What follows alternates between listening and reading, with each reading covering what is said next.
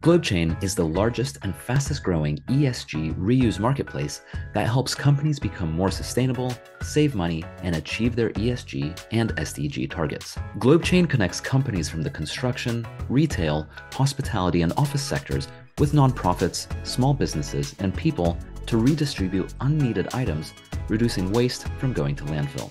From fixtures and fittings going to thrift stores and being upcycled by fashion students, to construction material being reused to help build schools, items are requested super quickly and help generate impact to local communities. So far, GlobeChain has diverted over 58 million kilograms of items from landfill, and they've helped over 50 million people across the world, saving them 350 million pounds through reuse. Check them out at globechain.com.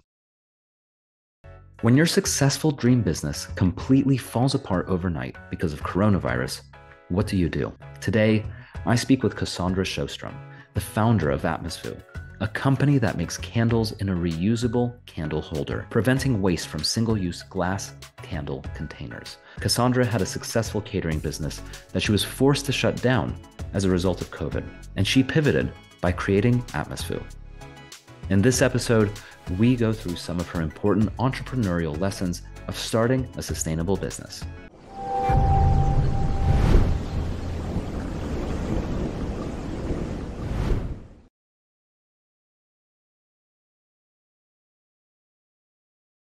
Hey, Cosondra, thank you very much for joining us on the Sustainability Champions podcast. It's great to have you on the show. Thank you so much for having me. To be honest, I have been following you guys on social media for about 3 years to stay motivated and to watch all these people doing amazing things. So the fact that I'm here really, truly, truly means a lot to me. That's awesome. So. Thank you very much. And it's really great to have you. And I appreciate those kind words. So I'd love to talk a little bit about what you do. So you have a company called Atmosvu. What is Atmosvu? Well, Atmosvu is a candle company. And to start the company, what we first did was we kind of stepped back and thought, okay, we want to make an amazing candle company. What do we focus on? We wanted to make sure that the scents are full-bodied, rich, deep, and smell amazing. That's the first step. Then the second step, after you kind of nail the performance and make sure the consumer is going to have a really great experience, we needed to figure out how to make it more sustainable. And to make it more sustainable, what we wanted to do and what we've done is we've eliminated the use for single-use candle container waste. So you don't need to use a single-use candle container anymore. You can use our reusable candle holder and refill candles. So first we started with how to make it smell great, have a great performance, and then we transitioned into how do we make it more sustainable than what currently exists. I think personally that is awesome because I'm of the belief that if you ever create a sustainable product, it always has to first be a fantastic product on its own. Exactly. And then you think about sustainability after that. That's sort of like a plus on top of it. Obviously, you as the business owner, you think, I want to create a sustainable product. Yeah. But from the consumer's point of view, they have to love the product, even if it's not sustainable. Because then there's a motivation. Nail the core. Exactly. Nail the core and then move on to how do I improve this? How do I make it more sustainable? Exactly. Absolutely. So I love that's how you started, because to me, that's what creates, personally, that's what I believe creates a successful, sustainable product, is one that it's actually as good, if not better, than the conventional one. So we're going for better. So, exactly. But yeah, thank you. I appreciate that. That's, yeah. And so this single-use candle container situation that's happening right now, that's the way conventional candles are. I'm imagining when you say that, what I picture is basically I get like a candle. It comes in glass usually, although sometimes plastic, I think. And then once I'm done with the candle, I'm left with this glass thing, which I don't really have any use for, I guess. And then I just throw it away. Exactly. So yeah, exactly. The traditional industry, it's like you get this beautiful glass container with this amazing fragrance in it, right? Mm-hmm. And then you're like, you have all the best intentions. You're like, this is gonna hold my toothbrushes up. This is gonna hold my Q-tips. You're going to reuse it. But then you realize I like scented candles and I have a candle graveyard that's kind of like tucked away in a drawer that you don't really use. You try to repurpose, you try to upcycle, but you run out of things to do. So then you're like, okay, well, I'm going to do my best and I'm going to take out all the wax so I can recycle it. That's not the case because a lot of recycling centers, most of them can't handle glass containers because the glass is heat treated or the glass is like more weak. Or if there is some residue of wax, it's going to damage their machines, possibly break their machines, and they can't do anything with it. They're going to have to toss it themselves. So it's really, consumers are actually being forced to toss away their candle container. It's awful. Mm-hmm. And people don't realize that. Yeah. And if you're a big fan of candles and you're using one or two, if you're throwing away one or two a week, I mean, that's 100 candles, up to 100 candles a year. And exactly. Who knows how many millions of people love to use one or two candles a week. So exactly. They say that the US statistics of candles that are purchased every year is about 3 billion of candle products just in the US. 3 billion. And only around, yes, and only about 8% of that is actually, those candle containers are actually recycled. Mm-hmm. Well, so that leads to a lot of waste going into landfills. Yeah. So that sounds about right. Because I mean, if you think about recycling statistic, I think it's about the same for plastic, like 8 or 9% of all plastic ever that goes into recycling. Wait, 8 or 9% of all plastic is ever recycled, I believe. So like most plastic isn't recycled, even if you end up putting most of it in, like all of it in the recycling bin, most of it isn't recycled. And I guess it's the same thing with glass. So 3 billion. Well, it has to be. Yeah. Think about it, because they want to, when you use recycled glass, that's amazing. That's great. Mm-hmm. But the production there, the recycling centers have to be able to produce a quality recycled glass. With candle containers, typically that is not the case at all. Yeah. Wow. That's crazy. And so that's one aspect of Atmosvu is this glass container, which is obviously a huge waste challenge, which you're turning into an opportunity.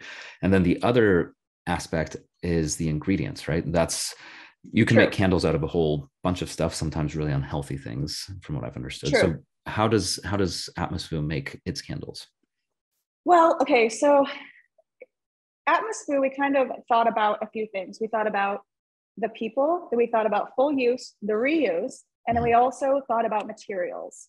So if we were to talk about the materials, you want to make sure that you use soy wax or vegetable wax and you don't use paraffin, which is a toxic wax. But that is more the simple part. It should be really easy for consumers to just go and buy a non-toxic candle. That is what I consider the easy part, because the hard part with materials is actually the production. So for our units, and why that's difficult for our production is we're providing refill candles that are not shipped in a single use candle container. Therefore, we made a biodegradable container that matches our reusable candle container, so it can actually withstand transport. In transport, soy wax will melt. It is in hot trucks. It is possibly on hot ships. It is definitely in like hot storage containers in different areas around the world. Mm-hmm. So if you want to have a larger scale candle company, you need to solve that production problem for your materials.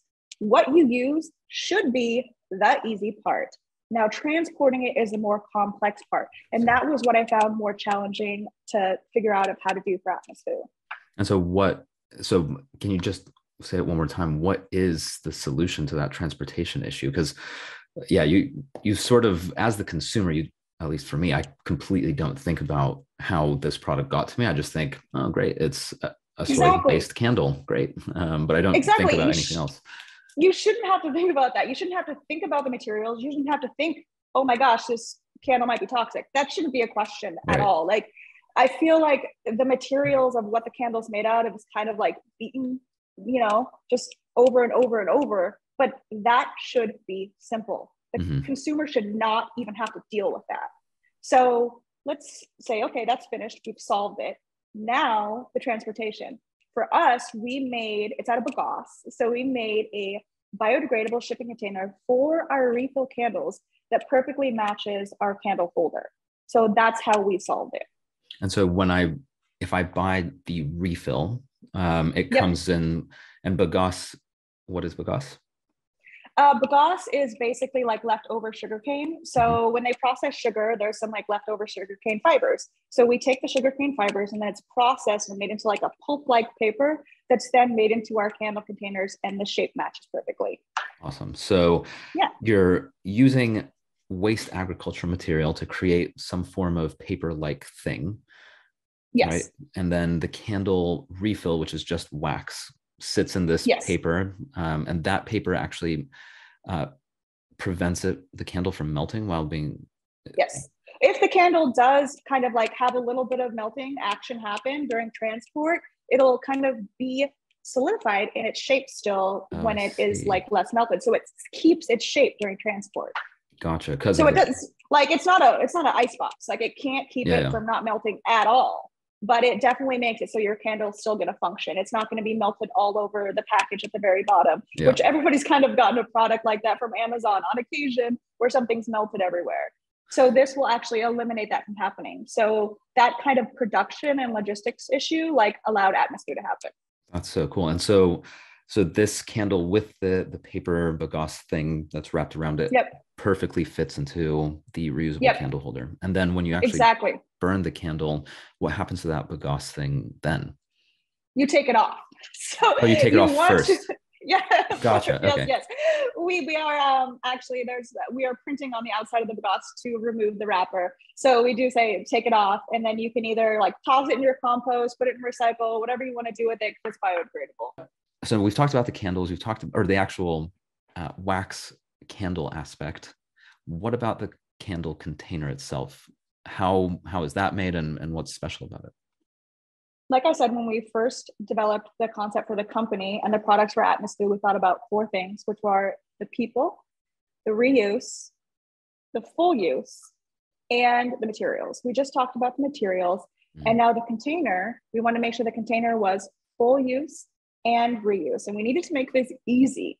So one way that we did this is we made a two-part holder with an interior jar and exterior jar. So we want to stop a few things from happening. We want to stop surface burn and then contact burn for the consumer. Mm-hmm. So we have the ability to reduce heat transfer because we use two jars. That allows the consumer to burn their candle all the way to the bottom. So there's no wax waste. One of the number one consumer complaints that I found online from reading all over Amazon everywhere that is wax waste. Mm-hmm. And consumers, like they should honestly be able to use all of the wax and all the scent that they paid for. Candles sometimes are not very cheap. So basically taking a little bit of that couple ounces away from them is a big deal. I think it's very unfair. So we want to create a container that you can safely burn all the way down to the bottom. So then cleaning it isn't really a big issue because there isn't really, if any, wax left over. Mm-hmm. So the consumers can actually safely use it and burn all the wax. That makes sense. Yeah. And so what is this whole thing about tunneling? What exactly is tunneling? Okay, so tunneling is when you basically burn a candle and then all of a sudden there becomes a hole in the middle of the candle where it burrows down and the wick is kind of like hiding itself in this little hole because you're not burning it all the way. Mm-hmm. Statistics show that consumers typically burn 4 hours or less, mostly less. So we need to create a candle shape, like the shape of a candle with 3 wicks, where a consumer can burn it just for like an hour, 2 hours, the typical actual candle usage time, and not experience tunneling that will create them to actually have wax waste. So we made our candle for how the consumer actually uses it.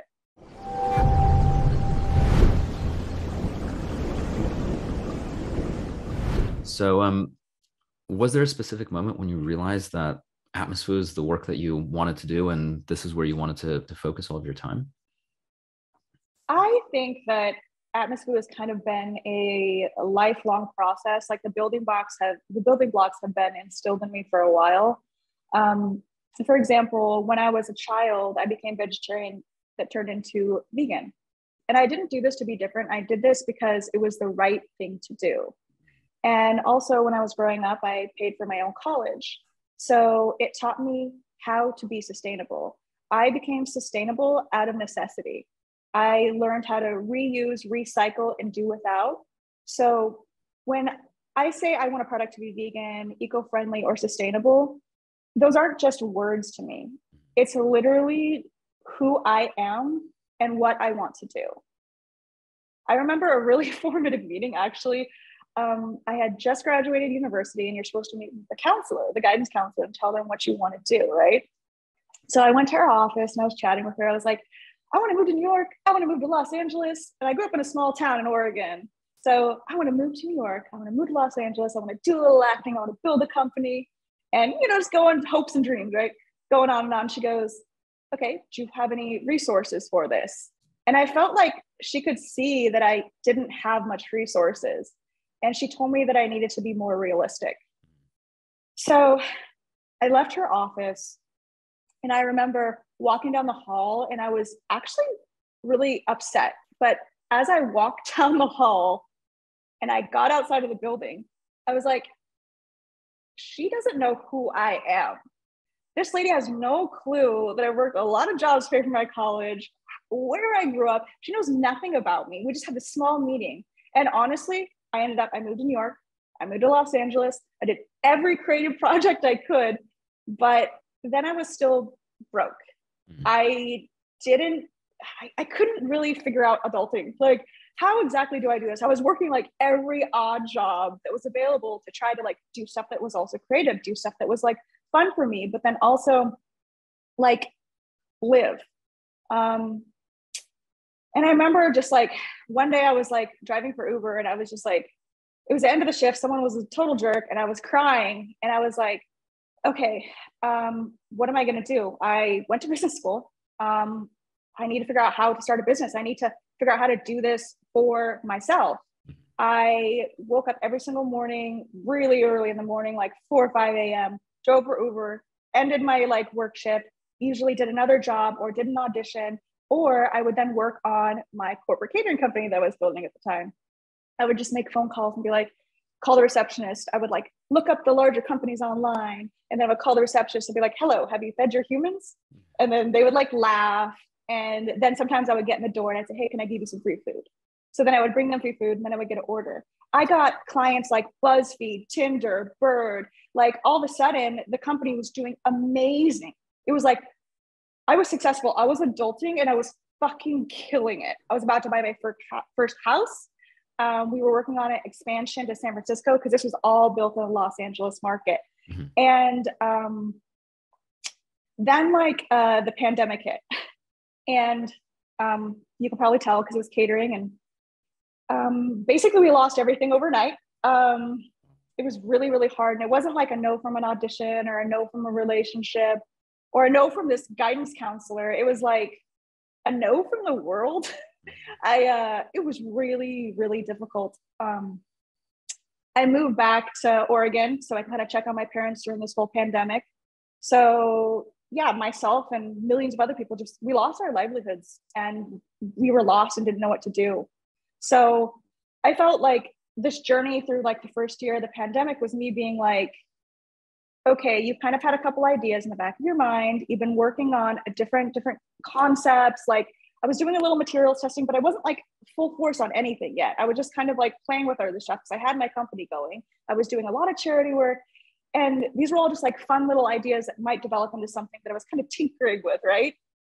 And during the pandemic, it was like a really long walk down that hall. And through that kind of like anxiety and depression of what was happening, I needed to like get out of my own head, get out of my own way. And I remember making that decision like, okay, well, you lost your company, Cosondra. You haven't worked a little bit for anyone else. What do you do? And I was like, do I take a job that's safer, or do I take a job that's less safe, that's going to make me happier, that fits with all of my values? So I went through all the projects I'd been tinkering with that have been on my list that I've kind of been developing, and Atmosvu fit every little one. It was vegan, it was sustainable, it was actually making a change. And it made me feel good because the candles actually give people a positive experience. And I'm able to give them a little bit of the eco joy now because it is a product that actually is more sustainable than the traditional candle like industry. So The moment probably was when I went through the checklist again and went on all the project I've been tinkering with, and then kind of like found myself again. That was the moment. It was like, this is it. This is what's happening. Nothing will stop you. That's a great story. Sounds like a very challenging story, and there certainly has its ups and downs. I think it's amazing to hear that despite the fact that things were going so well, and then all of a sudden literally one day it just all shut down, you were able to take that. Sorry, go on. Yeah. No, I feel like so many other people, the exact same thing happened. So many other people had to refine themselves through the pandemic. Yeah, absolutely. And I've heard some of these stories, and it must be really, really, really challenging. I think it's amazing and applaudable that you, took that time when things kind of all fell apart and were able to go in and find the way forward. Well, honestly, it was like, it kind of kept me going in a way. I was like, I went through like the rough part, and then I was like, you need to get a project to get yourself going. And as I worked on it more and more, it was challenging to figure it out. Like I said, communicating with all the different companies and like figuring out, okay, what material works, like what kind of coating should it have, all like the little nuances of it to create it, to make it functional, was tedious. But like I had something to work for, and I had a reason to work. I honestly feel like it brought me out of like my depression from the pandemic. I'm sure it did. Yeah. Action frequently creates motivation and inspiration.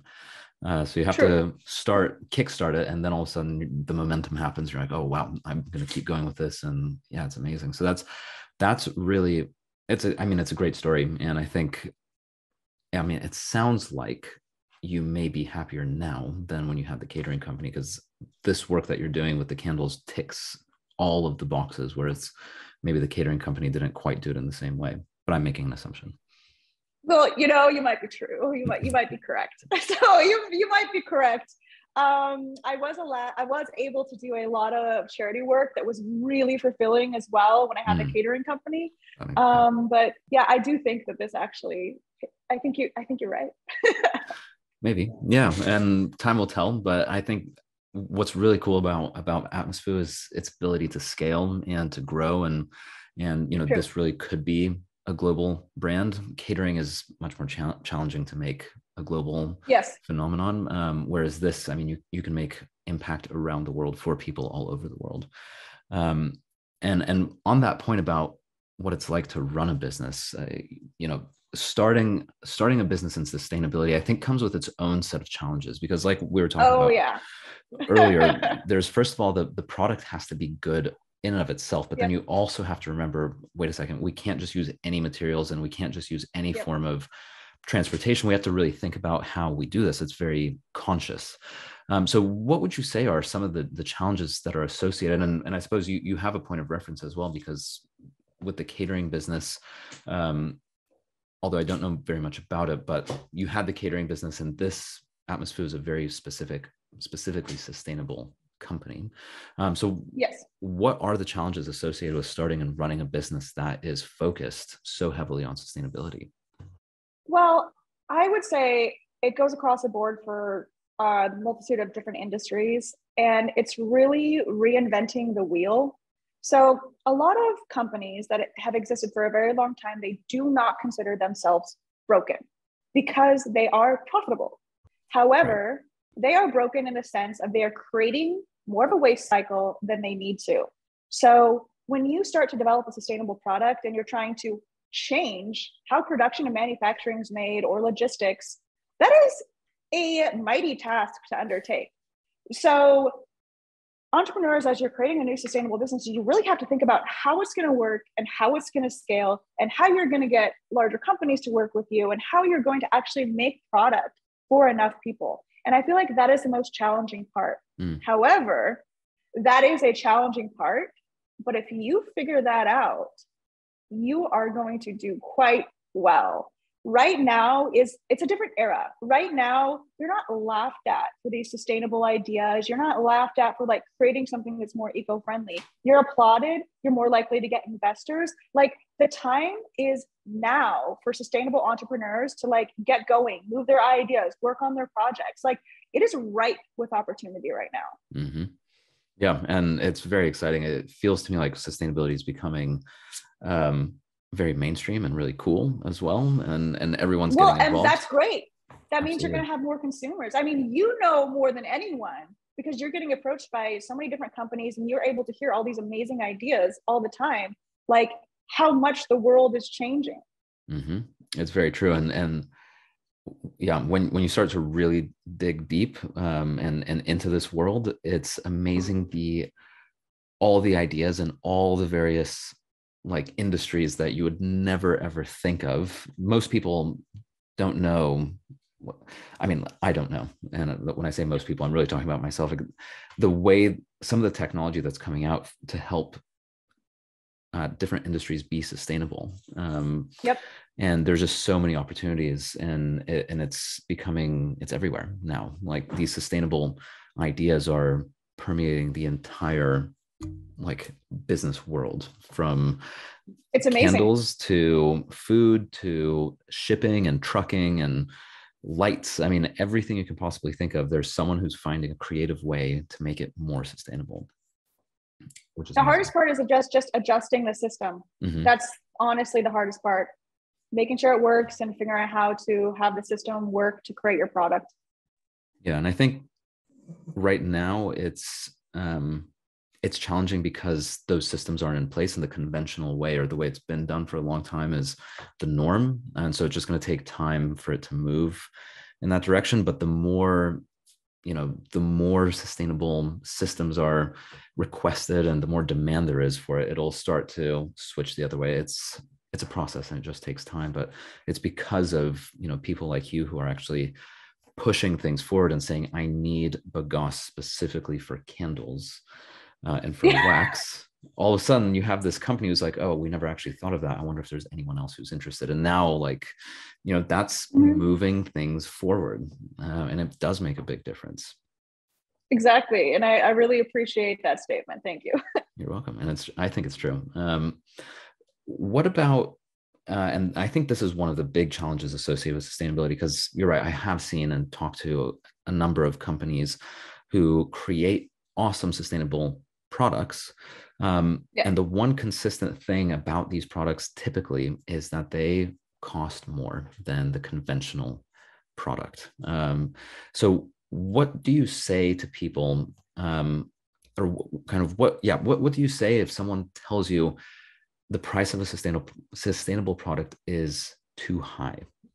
How do you approach that?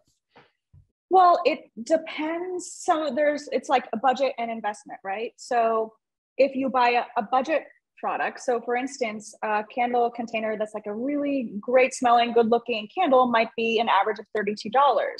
But our reusable candle system, the first initial purchase is $55, which is obviously more. But the long run, each of our refills is $16. So then each new candle holder is the completely single use is $32. So in the long run, after just a few candles that you use, ours is actually less expensive. But one of the reasons why sustainable companies are more expensive is because they are not doing mass production yet. They are teaching the system how to be more sustainable. They're teaching the system like, hey, this is what's going to be happening. This is new. They don't have the ability to drop like what their price is because they have little to no profit margin. Mm. Like they're like losing money for the first several years just to push out this idea. There's so many entrepreneurs out there that are working so hard and they're like, like just getting by. They're learning to be more sustainable in their own lives because they have to reuse, recycle, and do without just so they can make this product that they really care about. Mm-hmm. So one of the reasons, like I said, it costs more is because it's not in mass production yet. Mm-hmm. So these consumers, and a lot of consumers already know this, you need to grow with the company. So if you really like the company, you see what they're doing and you care about them and you agree with like their statement and you see their product and you believe in it, just, if you can, start making that choice instead of the old choice. Yeah, that makes a lot of sense. And I mean, in terms of the previous question about challenges associated with starting and running a business, Yes. that's definitely a big challenge, losing money for a number of years just to get the idea out there and to Yeah. set up the systems and make it work. But I agree with you. I mean, the way you outlined it, $55 for the first one, yes, that's more expensive, but then Yeah. $16 moving forward, makes so much more sense than paying $32 every single time. Exactly. And creating a possible candle graveyard in one of your cabinets, or attempting to recycle, but then you basically, your mission is futile. Like once it gets there, it's not going to happen. And so just going back to this idea of entrepreneurship, what would you say to new entrepreneurs that are thinking about starting a more sustainable business right now, and maybe they're a little nervous, they're not quite sure where to start, they have an idea, they want to pursue it, but yeah, I mean, do you have any advice to people like that? Well, I'd say my first advice is you truly have to believe in what you're doing. If you don't believe in what you're doing, or you're just trying to do it because you think that it will sell, like, you're not going to have that passion to follow you through the really, really hard parts. Mm-hmm. Make sure this is really a passion pursuit for you. And if you check that box, which I'm sure most of them will, they'll check that passion pursuit, then run the idea by your friends. And then think about how you can possibly scale it and the challenges you might face. Like, how does it actually work? Like, how does it fully work? Mm-hmm. And then if you can figure out your friends like it, you like it, it fully works, then you might be onto something. Because if you can like hit those goals right away, the world is open for these new sustainable ventures. Like right now is the time. And I would push them to just move forward no matter what. Make mistakes. The more mistakes you make, like the more likely you are going to succeed. The only thing you have to do is not let those mistakes let you like lose your faith or not pursue what you're trying to pursue. And pivoting is not like, pivoting is okay. If you need to pivot or adjust like your initial idea, that's great. If you're still making something more sustainable, you're still doing the world a service. Mm-hmm. So I would say go for it. Like now is the time. Like old industries are faced with two questions, like keep doing what they're doing and die to all these new sustainable companies, or merge and like kind of like partner with them. So now is the time. Yeah, I think those are all really good points. Yeah, I think I really like what you're saying about make mistakes, as many as you can, as quickly as you can. I mean, don't make mistakes on purpose. Do your best, but it's much better to make little failures very, very quickly, and then adjust and grow. And you'll figure out soon enough, is this working? And if it's not, then you pivot. And I think there's I don't know, but my guess is that some people feel like they fail if they pivot, but actually I see that as a huge success, because a pivot means you've learned a lot, and now you're taking all of that knowledge and experience that you've made over the last couple months, couple of years, and you realize actually that's not quite right, but I have a better idea, and so we're just going to adjust and move in a different direction. And there's totally it's not that there's nothing wrong with it. I say it's actually really good. Like you should be pivoting if you see a better opportunity. It's like going to a buffet and you're getting a big plate of food and you realize, wait a second, I didn't realize there was this like wait, is the dessert over there? Yeah, I'm just gonna go ahead and put this down without the food waste somehow, and I'm just gonna like pivot and start again. No, you just put it on your table. You're gonna eat it next. Yeah, exactly. Yeah, you deal with it later. And so where is Atmosfoon now, and where do you see it in a few years? So we are in the early stages, and we are basically building up for expected consumer demand. In a few years, we see ourselves making a large impact by reducing the amount of single-use candle containers. So Atmosvu isn't something that I'm doing alone. Like every single consumer that purchases a holder and then a refill, like they're building to that number of reducing single-use candle containers. Luckily, our consumers are people that also care about reducing waste and care about having like an amazing smelling candle. So we're kind of in this together. Super cool. And yeah, with 3 billion single-use candles 3 billion candles being purchased every year just in the US, Hopefully that's a number you approach in the very near future, because yeah, if we can reduce that would be amazing. Yeah, if we could reduce that many, that would be awesome. So for people who want a fantastic reusable sustainable candle, where can people go to learn more about Atmosvu and actually try the product? Well, they can go to atmosvu.com. That's atmosvu.com, or they can find us on Atmosvu on Instagram. Awesome. And one thing we didn't actually ask or talk about is the name. What does Atmosvu mean? For me, it means luxury atmosphere. Nice. So I actually remember talking to my boyfriend's dad and telling him the name of the company, Atmosvu. He was like, what does that mean? He asked me the same question. And I go, it's like luxury atmosphere. And then it's like atmosphere, but then more luxurious, right? And then he goes, yeah, in your mind. And I was like, in my mind. I was kind of insulted, but I was like, exactly, it's in my mind, but it's going to be a company. There you go. And now it is. Exactly. So atmosfood.com, that's where you can go and get the candle holder and the initial candles. And then when you've sustainably burned the whole thing and used all of the wax, then you can go and back to the website and buy refills. Correct. Awesome. Cool. Well, I'm really looking forward to giving it a try, and best of luck with taking over the world with sustainable candles. And best of luck with growing the business. And I'm thrilled that you were able to pivot during a challenging time in COVID. Thank you. And you've come up with something that sounds like you're really passionate about it, and it's going to make a big impact. So best of luck, and thanks so much for chatting with me about it. Thank you. I really appreciate you taking the time and meeting with me today.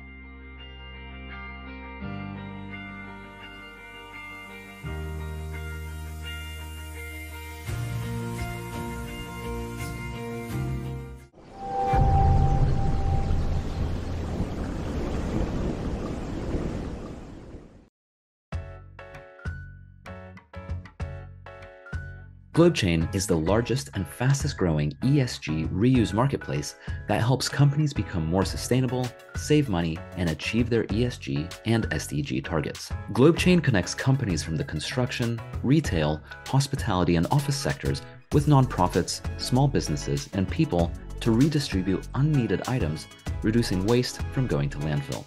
From fixtures and fittings going to thrift stores and being upcycled by fashion students, to construction material being reused to help build schools, items are requested super quickly and help generate impact to local communities. So far, GlobeChain has diverted over 58 million kilograms of items from landfill, and they've helped over 50 million people across the world, saving them 350 million pounds through reuse. Check them out at globechain.com.